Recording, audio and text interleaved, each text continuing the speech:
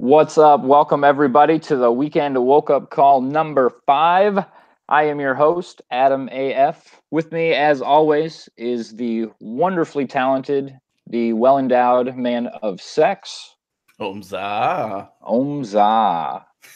Our special guest today, we have Clint Stoker of the channel Sweetcast. He's here to talk about his brand new book, Downcast. Hello, everyone. Thanks for having me on. Oh, thanks for coming, Clint. It's good to actually talk to you instead of just chatting at you through the live chat. Yeah, it is nice. Yeah, it's really cool when you get to connect the little avatar, in the sense of humor. Usually, it's people doing jokes in the chat with actually talking to someone. So that's great. Yeah, my avatar today actually is my spirit animal. It's a Chinese gigantic stick bug. Ooh. Same nice. with my avatar. It's a geisha. And I saw that intro that you gave us. It was either 50-50 between Clint and I, because I believe he's well endowed right now in the funding department. Not that we're measuring, but not that we're measuring. No, it's more an additive thing. It's a pending. Yeah, huge congratulations to you, Clint. You've had just a hell of a successful first week getting that book off the ground. You got to be feeling good, right? Yeah, it's been unreal. Just that first day, like I kept feeling like I had to justify. I don't know if you've ever launched a crowdfunding campaign. For me, it's the most stressful. I can't think of anything else that is more stressful. I'm not exaggerating. I did one in the past a few years ago, and it was terrible. It was an awful failure. It was embarrassing. And now this time, so it was like I didn't want to do anything wrong. I kept thinking of how could I screw this up, and I wanted to avoid all of those. So yeah, it was like the whole first day. I'm like, okay, guys, we reached 1,000. This is actually, this isn't a bad start. And I just felt like I had to keep justifying it. And okay, we're up to 3,000. This is what I was hoping for on day one. It was like the first 24 hours, I got $12,000. So really, it is phenomenal. So, oh hi. Oh hey, little kid. My daughter just showed up. Well, hey there. She's bringing more money from the mailbox to fund the comment. Sorry about that. Yeah. Hey, kids get likes. That's cool. She's welcome. She's welcome on as much as she wants. Yeah, we'll see. She might disappear, but she's like, I hear a voice around. So so you hit 200% in your first day. Yeah, just about. Yeah, just below 200%. I was asking for 7,000. So yeah. Oh, that's right. I was thinking you were asking for 6, but that's right. You're asking for 7. Yep. 7. Yep. But it didn't take long after, it was a few hours into day 2 that I hit it. And then the craziest thing was, so Zach, I really think part of the reason your boy Zach, he made that video about me. And people always joke that he roasted, it was a light roasting, but really he actually had a lot of really great things to say. I was really flattered. That he did that, posted that video late at night, and I'm convinced that got me at least $2 to $3 grand back, because it was overnight, and usually it'll kind of slow down during the nighttime hours and pick back up. But it was just, I woke up and I was like, holy moly. So it was really, really helpful. So thank you, Zach. Really appreciate that. Oh yeah, Zach's got the touch, maybe not as strong as Caesar, but he's definitely, if Zach makes a positive video about you, that's definitely going to get you some traffic. Yep. Yeah, maybe someone just took his credit card number that he doxed and then put 10,000 to your campaign. If someone could, using his card. Yeah, probably that all that 10 grand probably came just from Zach. He's a soul backer with a bunch of stock public accounts. One backer. He's like, this has got to get funded. A roast from your boy Zach is good though, because it'll be a light roast, and he can, like I said, he can be roasted just as easy. With his McDonald's and Hitler haircuts and crotch shots and. But he takes it on the chin. He's one of those guys. He'll take it. He'll dish it right back out. But got a good jib. He'll take it and laugh at you. He's got a good jib. We got a couple people in the chat. Critical Blast is here. What's up, dude? We got Riot Kitty also. She says there's a drunk Chinese lady on my screen. Yes, it's a drunk geisha. It's a very drunk geisha. Well, it's morning, and it's around 10 where I am, which is enough time to drink and be a geisha. I'd say 10 o'clock. That's early enough for me. Yeah, that's just right. You have Scotch eggs, but the way I make Scotch eggs is I just make some scrambled eggs and then drink some Scotch. Well, that's how I make mine as well. I'm not too I'm not too technical with it. So how are you liking your nicknames, Sweetcast, Clint? Hello? Oh, you're rejoining again. You're in here twice somehow. Sorry. Oh, look at that. We got double the sweetness. That's right. Really sweet. Double the fun. That's right. How are you liking your new sweet nickname, Sweetcast? The whole like prison thing. Yeah, I call you Sweet Meat personally. Sweet Meat. I heard someone Bro calls you Sweet Cuck. So yeah, I did hear that on. I heard that on War Campaign once. Yeah. Somebody posted it. I don't know, stuff like that. It's like, whatever. People are talking. That's all I care about. That's great. Yeah. Yeah. Now, once you get a nickname for me, it's usually a good thing. That means I like you. Yeah, that's good. Yeah. Sweet Cuck. Yeah, that's so fun. Yeah, I saw in War Campaign just a little bit. They were talking about me, and they were like, "Man, what's the deal? How did he do this? What's the secret for getting that much?" Anyway, they were like, "Were we too mean to him when he was on War Campaign?" I thought it was funny. That's what that's par for the course. You go on War Campaign, they're gonna make you uncomfortable. I got Blue Dolphin. Definitely expected. I got Blue Dolphin off of War Campaign because of Hentai Heroes from Durakan. Oh. That's funny. Yeah, I don't know if did I just cut out mid-sentence when I was telling you that I emailed Zach? I didn't even hear that part. Did, yeah. Okay, sorry. I guess let me just tell you this real quick. So before my campaign launch, so this would be last weekend, I thought I want to email Zach because he's one of the people in Comicsgate that I have never spoken to. I knew that he subscribed to my YouTube channel because I can see that on the back end, but I've never talked to him. So I sent him an email and I just said, "Hey man, thanks for, really you're the one that got me into Comicsgate, and I've been wanting to break into comics. And so this has been really good for me. So in a roundabout way, like I really owe you a lot of thanks." Anyway, so I asked him to like, "Hey, would you ever want to talk on a live stream or something?" And he emailed back and he's like, "Thanks, man. Nope, don't do live streams. Too many crazies." That was it.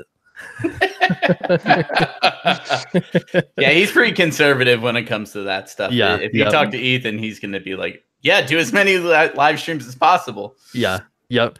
They're totally different approaches, but it's just, that's part of Zach's, that's his personality. He's very military, I guess. He's very like, I was trying to be like, "Hey man, like I just, bro, this meant a lot to me. You've been doing good stuff." And he's just like, "No, man." But that's just his, that's his MO. So it was really cool to get roasted by him. I think that was, I don't know. Is his way of helping out maybe, or I don't know if he just couldn't really resist talking about the campaign, but it did help. So yeah, he's kind of like Jerry Seinfeld, where he's like, "I don't want to see a man's face on video. It's disgusting." Or hear a man's voice. "I don't want to hear a man's voice sing. It's disgusting." Yeah, it's funny. Yeah, and I don't know, like I kind of went back and forth and not having my face, but I was thinking when I watch live streams, it's kind of nice to have something to look at. But that's why like this geisha thing that you're doing is really cool, because there's something to look at. There's definitely something to look at for sure. Yeah. So Michael Derrick says Clint's gonna make 6 figures. Yeah. Are you ready for the challenge? I think you could do it.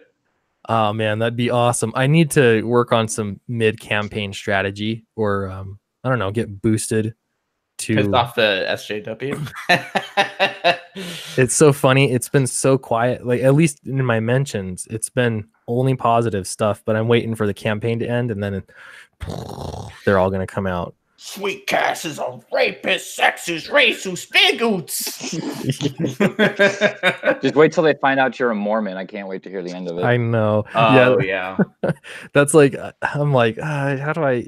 I don't want to like intentionally hide it. I mean, it's a big part of me, but yeah, I'm like, I know they're gonna weaponize that somehow. So it's funny though, talking about tolerance, because I was kind of worried that like in Comicsgate, if people found out, it would be a little weird, but it totally hasn't been. Everybody's been like, okay, cool. People are super accepting, and like that's because we're real people, dude. Like, Comicsgate are normal people. Like, normal people are accepting of one another. Yeah, and it's it's just not an important difference. No, it's not who. That's a personal thing that that's not going to change how your book comes out or who you are as a person. So why does it matter? Yeah, and I don't talk about, I mean, they're, like Mike has his religious stream that he'll do. What's it called? Cross examinations. Yeah. It's like, I don't even talk about religion, I'm here for the comics, but. I mean, that's his thing. He's devout in his religion. So that's what he does. That's I've noticed a lot of YouTubers, you've got your main focus, obviously, Mike Miller's, he's an artist. He's a great artist. He's making comic books, but he's also a very religious person. So he incorporates that into what he does. And I think that definitely helps to foot model. But I do think that helps expand your audience. It gets more people involved, and it brings in the foot fetish people too. Yeah, exactly. I think he and Malin were on all kinds of sites after that. Yeah, probably. But people are cool with it. They're accepting of it, and I don't know. That's what I like about Comicsgate is there's a lot of people that have been disenfranchised, by the extreme leftists that have taken over entertainment. So I don't know. It's just cool that everyone's really accepting, and it's actually really diverse. If you think about it, it is. Yeah, everything's completely shifted because I was registered Democrat myself, but the way I see things now, it's just like I'm leaning. Well, I'm always more centralist anyway. Yeah, I use my brain. It helps when you use your brain. And then just the candidates that you see coming out now, and half of the stuff people say, it's like, I don't even want to be affiliated with you or involved with you whatsoever right now. Oh, some of the Democrats?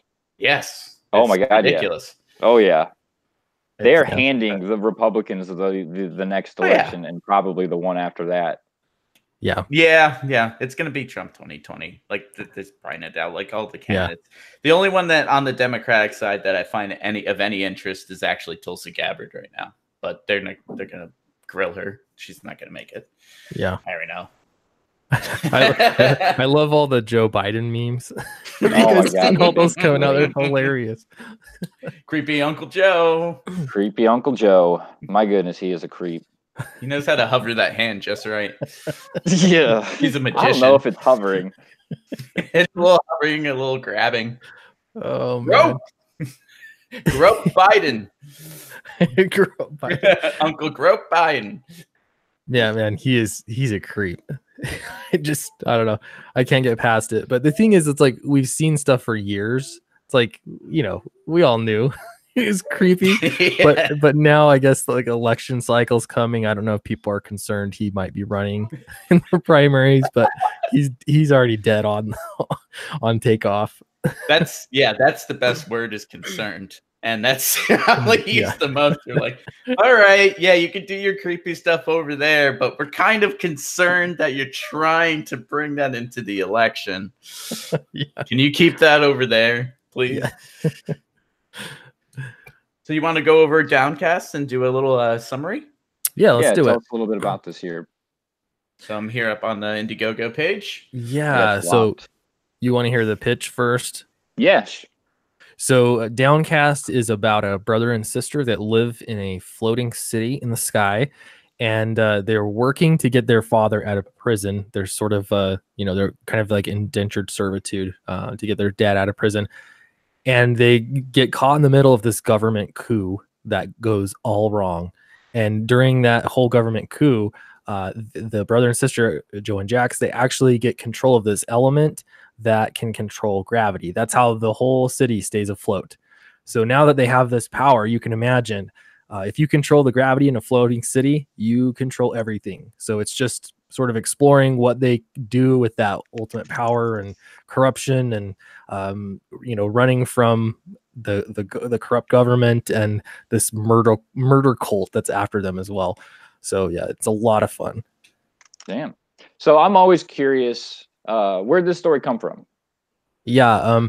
So I wanted to do a story that was it was very escapist, like just some totally different world, and something that you couldn't, I mean, I guess you could make a movie of it, but it's really meant for comics. Like there's no film budget, to consider. So I thought a floating city, like Cloud City from Star Wars, was always interesting to me as to how everything stays up. And so that was kind of what got me going. And then there's things like that's what she said. If you guys have read or watched Death Note, the anime there, it was really interesting because of a regular person getting this incredible power and what that does and all the decisions that you have to make, and so that was kind of another thing that a theme that I really went off of. And so I also wanted, like 90s video games. I was thinking about that, like Jet Moto, having like a jet bike that can fly. So we've got those in this. And dude, I absolutely loved that game. So that's fun. An awesome shout out. Maybe a little Sonic 3, Sonic and Knuckles, floating. Yeah. Emerald Island. Yeah. Final Fantasy also, that was another thing, like Final Fantasy 7. I was like, just the total escapism, totally different world. So yeah, technically this is like a retro futuristic story. And if the art looks a little bit familiar, if you guys ever read Kick-Ass, the comic artist, I'm forgetting his name, that did Kick-Ass, he was John Romita Jr. Was it John Romita Jr.? Hold on, I think so. Maybe it was a second one. I should have prepared some of this stuff ahead of time. Anyway, so hey, you fit right in. Don't worry. This will be doing all of this. Yeah. So my artist is Nacho Lazaro, and he studies under this artist who I'm, not prepared enough to give you his name, but but he really studied his style, and I know, like, I've seen, like, he did an issue of Kick-Ass, but I'm saying he did at least an issue of Kick-Ass anyway. So it was really cool just seeing that style. He's from Argentina, and they've kind of been developing this. I don't know, it almost reminds me of like Mike Mignola meets Sweet Meat. Yeah, we'll go with that. It's like you have to, I don't know, kind of surrender. Like, okay, I gave up any hopes and dreams I had. Let's see what they're gonna do. And then it's like they didn't even. It's like they've got warring ideas of what they want to do with Star Wars, so they're just undermining, every. And the next movie is going to do the same thing. It'll undermine the Last Jedi. Absolutely. So it's just like, the Last Jedi retconned some of the Force Awakens, kind of. Yeah. Yep. Yeah. I don't even know. Poised to do the same thing. Here's my issue with all of Star Wars is, all right, what is everybody most interested in Star Wars? What would you say was the most interesting thing to you? Are you talking about like the Rebel Empire fight versus? No, just in general. What is the most interesting? What makes exactly. Which makes Star Wars Star Wars? It's the Jedi. Yeah. What do they give the least screen time to? The Jedi.